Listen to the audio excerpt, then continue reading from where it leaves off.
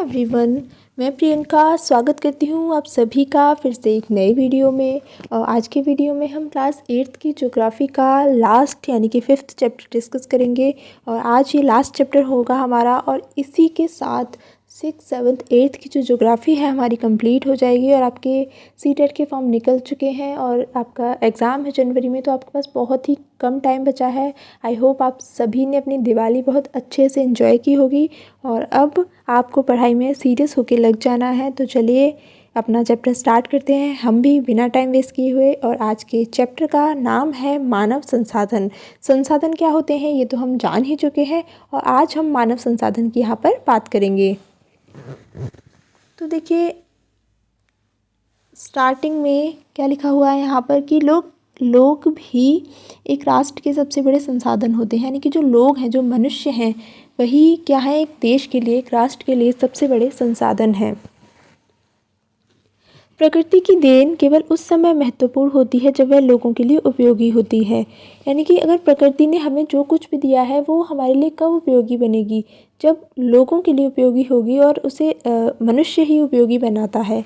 और लोग अपनी आवश्यकताओं और योग्यताओं से उसे संसाधन में परिवर्तित कर देते हैं। यानी कि प्राकृतिक उपहार हैं वो संसाधन में कब परिवर्तित होते हैं, जब लोग अपनी योग्यता और आवश्यकता से उसे संसाधन में परिवर्तित करते हैं। इस प्रकार मानव संसाधन ही अंतिम संसाधन है। तो इस तरीके से हमें क्या पता लगता है कि प्राकृतिक संसाधनों को संसाधन कौन बनाता है, मानव। तो मानव संसाधन ही अंतिम संसाधन माने जाते हैं। स्वस्थ, शिक्षित और अभिप्रेरित लोग अपनी आवश्यकताओं के अनुरूप संसाधनों का विकास करते हैं। तो ये चीज़ आपको यहाँ पर समझ में आ गई होगी कि लोग किस तरीके से संसाधनों का विकास करते हैं। आगे है कि अन्य संसाधनों की भांति मानव संसाधन विश्व में समान रूप से वितरित नहीं है। अपनी शैक्षिक स्तर, आयु और लिंग में भी वे एक दूसरे से भिन्न है। यानी कि हो सकता है कहीं अधिक पढ़े लिखे लोग हों, कहीं कम, कहीं पर यूथ ज़्यादा हो, कहीं पर वृद्ध लोग ज़्यादा हों, कहीं महिलाओं की संख्या ज़्यादा हो और कहीं पर पुरुषों की। तो लिंग, शैक्षिक स्तर, इसके अलावा आयु में विभिन्नताएं अलग अलग देशों में अलग अलग रूप से पाई जाती हैं और उनकी संख्या और लक्षण भी बदलते रहते हैं। यानी कि हर एक चीज़ में विभिन्नता पाई जाती है। जैसे कि यहाँ देखिए एक शिक्षिका है, वो बच्चों से इस तरीके से संवाद कर रही है कि 1 अरब में कितने शून्य होते हैं। इसके अलावा विश्व में लगभग 6.6 अरब लोग हैं। वो एक बच्चा कह रहा है कि मेरी कक्षा में 30 बच्चे हैं। और शिक्षिका कह रही है कि आपके विचार से विश्व में कितने लोग हैं, और मेरे विद्यालय में 500 बच्चे हैं। मतलब इस तरीके से यहाँ पर बातें हो रही हैं। अब नीचे है कि क्या आप जानते हैं प्रधानमंत्री कौशल विकास योजना की PKVY प्रधानमंत्री कौशल विकास योजना को 2015 में 1 करोड़ भारतीय युवाओं को 2016 से 2020 तक प्रशिक्षित करने के उद्देश्य से शुरू किया गया था। यानी कि ये योजना शुरू कब हुई थी? 2015 में। और किस अवधि के लिए हुई थी? तो 2016 से 2020 तक लोगों को, यानी कि जो युवा हैं, उनको प्रशिक्षित करने के लिए इस योजना को शुरुआत हुई थी। इस योजना का उद्देश्य क्या था? तो संभाव्य और मौजूदा रोजगार अर्जक को गुणवत्ता प्रशिक्षण प्रदान करके रोजगार योग्य कौशल की योग्यता को प्रोत्साहित करना, ये इस योजना का उद्देश्य था। आगे है जनसंख्या का वितरण। तो भूपृष्ठ पर जिस प्रकार लोग फैले हैं उसे जनसंख्या वितरण का प्रतिरूप कहते हैं। विश्व की जनसंख्या का 90% से अधिक भाग भूपृष्ठ की लगभग 30%, यानी कि जो भूमि है उसके 30% भाग पर 90% से अधिक जनसंख्या रहती है। और जो जनसंख्या का वितरण है वो अत्यंत असमान है। कुछ क्षेत्र तो बहुत अधिक घने बसे हुए हैं और कुछ विरल बसे हुए हैं। तो ये किस वजह से होता है ये भी हम पढ़ चुके हैं पिछले चैप्टर्स में। अब देखिए दक्षिण और दक्षिण पूर्वी एशिया, यूरोप और उत्तर पूर्वी अमेरिका, ये घने बसे हुए क्षेत्र हैं। उच्च अक्षांशीय क्षेत्र, उष्णकटिबंधीय मरुस्थल, उच्च पर्वत और विषुवतीय वनों के जो क्षेत्र होते हैं यहाँ बहुत कम लोग रहते हैं। जैसे कि यहाँ देखिए पहले एक महाद्वीपों के अनुसार विश्व की जनसंख्या बताई गई है। तो देखिए ये जो आप येलो कलर में देख सकते हैं लोगों को, ये इतने लोग एशिया में रहते हैं। जो ऑरेंज में है वो यूरोप में। इसके अलावा जो आप पर्पल में दिख रहे हैं ये अफ्रीका में रहते हैं, और मध्य और दक्षिण अमेरिका में। ये जो आपको स्काई ब्लू में दिख रहा है, इसके अलावा रेड वाले जो हैं वो उत्तर अमेरिका में, और ग्रीन जो है ऑस्ट्रेलिया, न्यूजीलैंड और प्रशांत द्वीप समूह में। तो देखिए किस तरीके से असमान वितरण है, और विश्व 100 लोगों में से इतने लोग यहाँ पर रहते हैं, मतलब एक यहाँ पर दिखाया गया है एक प्रतिशत के रूप में।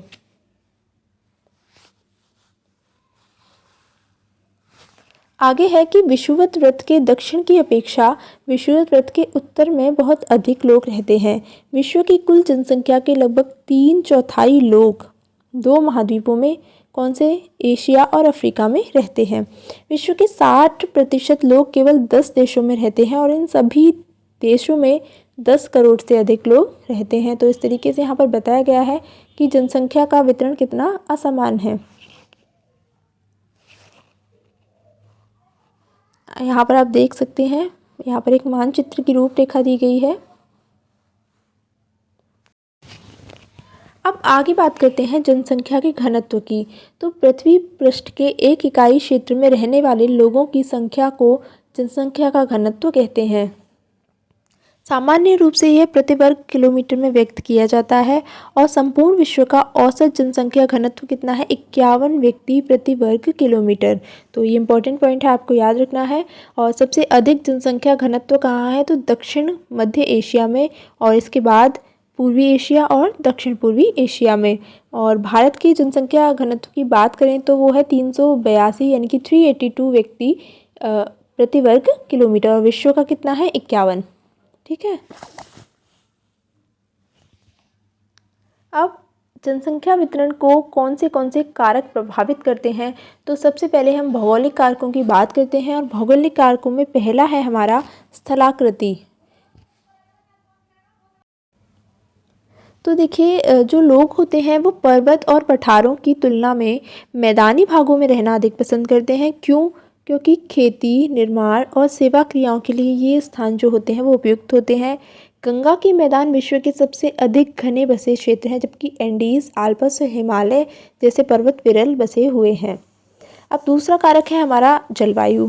तो सामान्य रूप से चरम जलवायु यानी कि जो बहुत ज़्यादा यहाँ पर ठंड हो, बहुत ज़्यादा गर्मी हो, जैसे सहारा मरुस्थल हो गया, रूस के ध्रुवीय प्रदेश, यहाँ पर बहुत ठंड होती है, कनाडा और अंटार्कटिका, यहाँ पर क्या होता है, लोग रहने से बचते हैं। तीसरा कारण है हमारा मृदा यानी कि मिट्टी। तो देखिए उपजाऊ मृदाएं जो होती हैं वो कृषि के लिए उपयुक्त भूमि प्रदान करती हैं।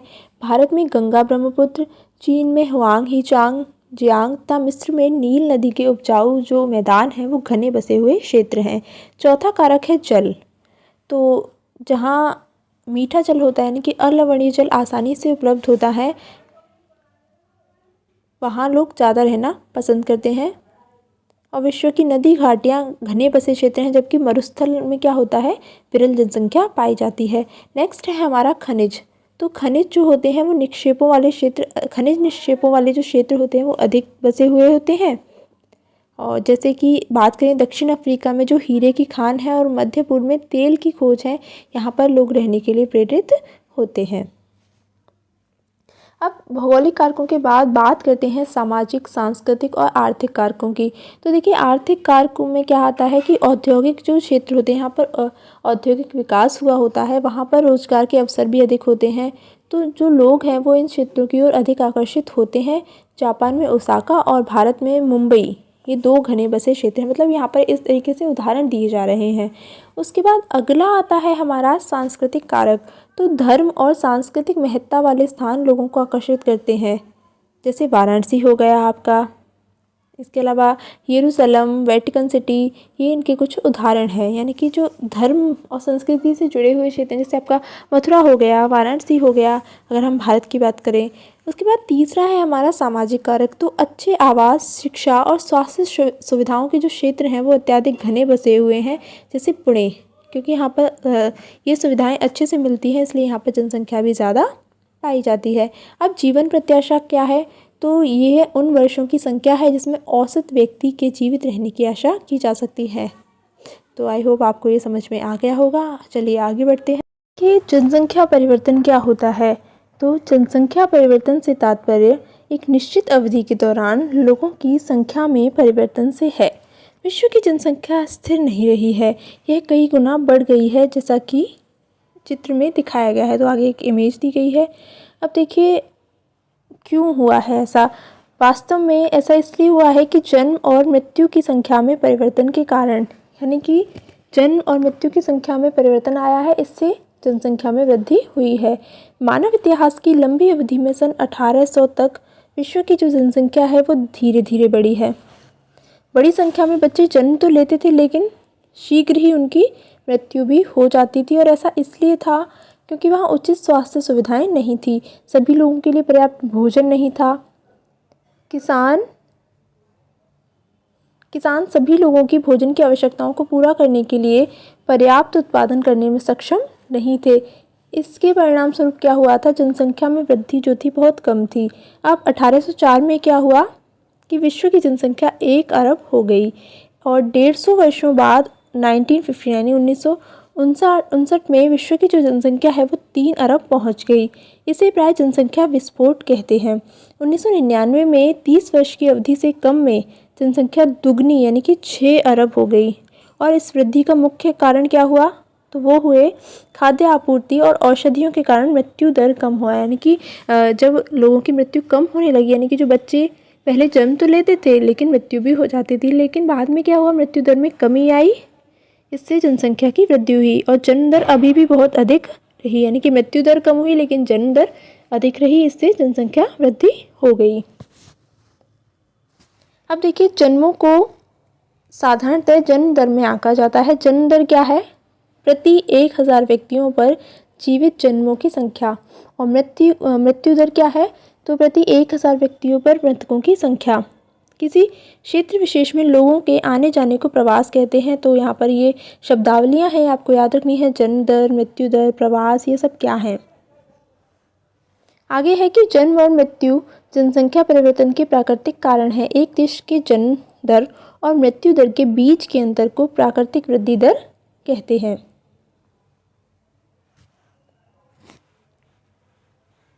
अब देखिए विश्व में जनसंख्या के बढ़ने का मुख्य कारण क्या है, तो प्राकृतिक वृद्धि दर का तीव्रता से बढ़ना। अब आगे है, 2 शब्दावली दी गई हैं। पहला है आप्रवास, तो जब व्यक्ति नए देश में जाता है। और उत्प्रवास क्या है, जब व्यक्ति एक देश को छोड़ता है। तो ये दोनों टर्म आपको याद रखनी है। आगे है कि प्रवास का एक अन्य कारण है जिससे जनसंख्या के आकार में, यानी कि प्रवास क्या है, एक अन्य कारण है जिससे जनसंख्या के आकार में परिवर्तन होता है। लोग एक देश में अथवा देशों के बीच एक स्थान से दूसरे स्थान पर जा सकते हैं।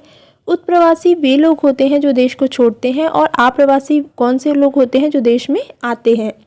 अमेरिका और ऑस्ट्रेलिया जैसे देशों में भीतरी प्रवास अथवा आप्रवास द्वारा संख्या बड़ी है। और सूडान एक ऐसा है जिसमें लोगों के बाहर चले जाने, यानी कि उत्प्रवास के कारण जनसंख्या में कमी का अनुभव किया गया है। अंतर्राष्ट्रीय प्रवास की सामान्य प्रवृत्ति ये है कि लोग अच्छे आर्थिक अवसरों की खोज में कम विकसित राष्ट्र जो होते हैं वहाँ से अधिक विकसित राष्ट्रों में चले जाते हैं। और देशों के अंदर बड़ी संख्या में लोग रोजगार, शिक्षा और स्वास्थ्य सुविधाओं की खोज में ग्रामीण क्षेत्रों से नगरीय क्षेत्रों की ओर चले जाते हैं। नेक्स्ट है जनसंख्या परिवर्तन के प्रतिरूप। तो जनसंख्या वृद्धि की दर विश्व में अलग अलग है। यद्यपि विश्व की कुल जनसंख्या तीव्रता से बढ़ रही है, फिर भी सभी देशों में ये वृद्धि अनुभव नहीं की जा रही है। कुछ देशों में जैसे केन्या में जनसंख्या वृद्धि दर ऊंची है। उन देशों में जन्म दर और मृत्यु दर दोनों ही उच्च हैं। हाल ही में स्वास्थ्य सेवाओं में सुधार के साथ मृत्यु दर में कमी हो गई है, परंतु जन्म दर अभी भी अधिक है, जिससे वृद्धि दर बढ़ रही है। अन्य देशों में जैसे यूनाइटेड किंगडम में निम्न जन्म दर, यानी कि जन्म लेने वालों की संख्या कम है और मृत्यु दर के कारण जनसंख्या वृद्धि की जो दर है वो मंद है। तो यहाँ अलग अलग देशों की यहाँ पर बात की गई है, समझाने का प्रयास किया गया है। अब बात करते हैं जनसंख्या संगठन की। तो देखिए किसी देश की जनसंख्या कितनी भी अधिक हो, उसका उस देश के आर्थिक विकास के स्तर से कुछ अंतर नहीं पड़ता। जैसे बांग्लादेश और जापान जो है वो अति घने बसे देश हैं, लेकिन जापान बांग्लादेश से आर्थिक रूप से अधिक विकसित देश है। तो यहाँ पर दो देशों के बारे में बताया गया है कि किस तरीके से इनमें अंतर है। अब एक संसाधन के रूप में लोगों की भूमिका को समझने के लिए हमें उनके गुणों के बारे में जानने की आवश्यकता होती है। लोग अपनी आयु, लिंग, साक्षरता स्तर, स्वास्थ्य दशाओं, व्यवसाय और आय के स्तर पर एक दूसरे से भिन्न होते हैं। लोगों की इन विशेषताओं के बारे में जानना आवश्यक है।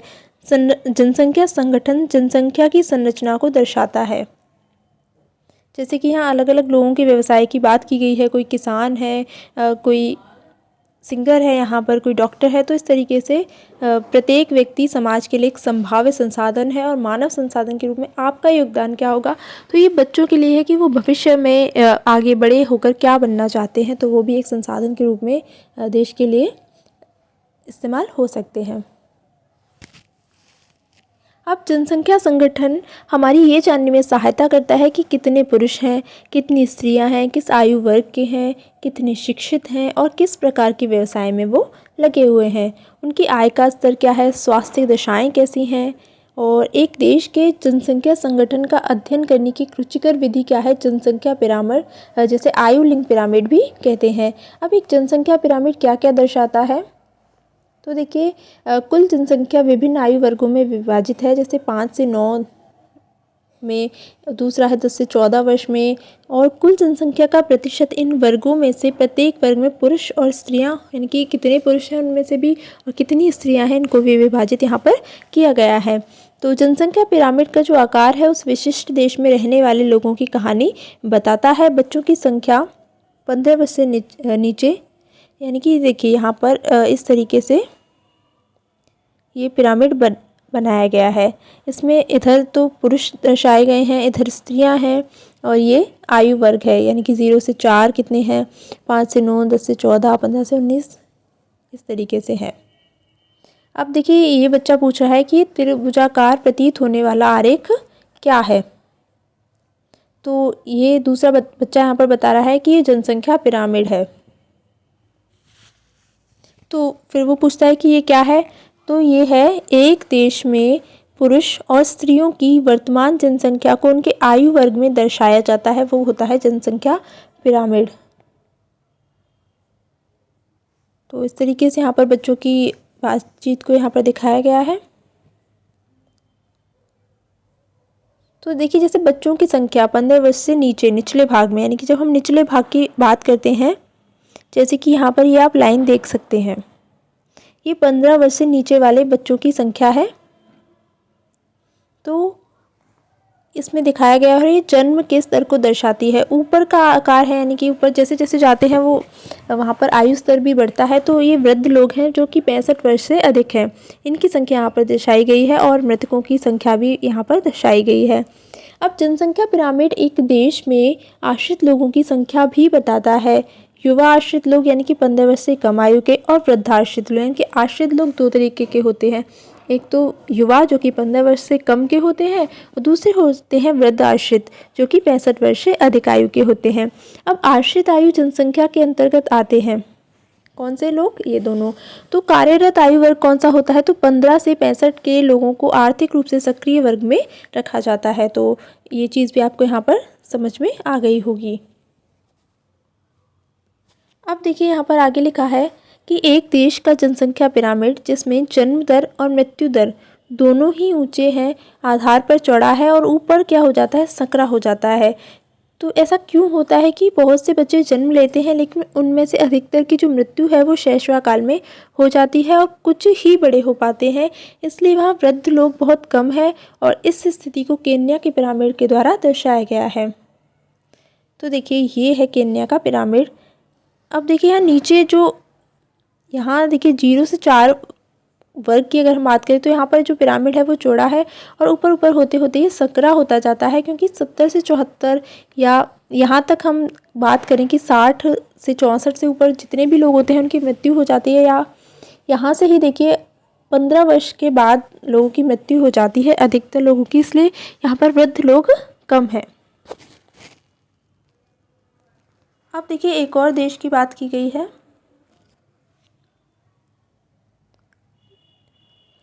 अब देखिए जिन देशों में मृत्यु दर यानी कि विशेष रूप से बहुत छोटे बच्चों में कम हो रही है, युवा आयु वर्ग का पिरामिड चौड़ा है, क्योंकि जो शिशु है वो प्रौढ़ावस्था तक जीवित रहते हैं। और ये भारत का है, यानी कि ऊपर केन्या का था, नीचे यहाँ भारत का दिया गया है। और इस प्रकार की जनसंख्या में युवा सापेक्षतः अधिक है। और इसका अर्थ क्या है कि मजबूत और वर्धमान बढ़ती हुई श्रम शक्ति है। तो देखिए ये ऊपर से कम सकरा है, नीचे से भी चौड़ा है यहाँ तक, यानी कि हमारे यहाँ युवा अधिक है। अब एक और देश का है यहाँ पर कि कम जन्म दर वाले जापान जैसे देशों में आधार पर तो पिरामिड सकरा है, यानी कि जन्म दर यहाँ क्या है, कम है। और घटती मृत्यु दर के कारण अधिक लोग वृद्ध आयु तक पहुँच जाते हैं, यानी कि जन्म कम लेते हैं लेकिन जो लेते हैं वो उनकी जो आयु है वो अधिक है, तो वृद्ध वहाँ पर अधिक होते हैं। जैसे कि इसमें आप देख सकते हैं ये जापान का पिरामिड है।